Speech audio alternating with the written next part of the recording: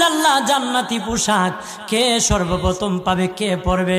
নবী বলেন, আয়েশা রে, জান্নাতি পোশাক সর্বপ্রথম আমি রাসূলুল্লাহ পাবো, কিন্তু আমি নবী সর্বপ্রথম পরব না।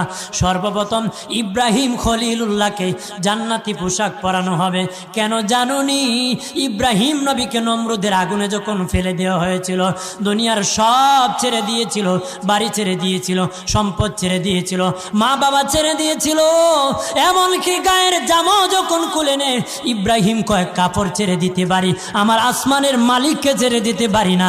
ওই দিন আল্লাহ ইব্রাহিমের সাথে অঙ্গীকার করেছিল, ইব্রাহিম আজকে তোমাকে সকলের সামনে উলঙ্গ করে লজ্জায় ফেলে দিয়েছি ইব্রাহিম, তারপরে তুমি আমাকে ছাড়ো নাই।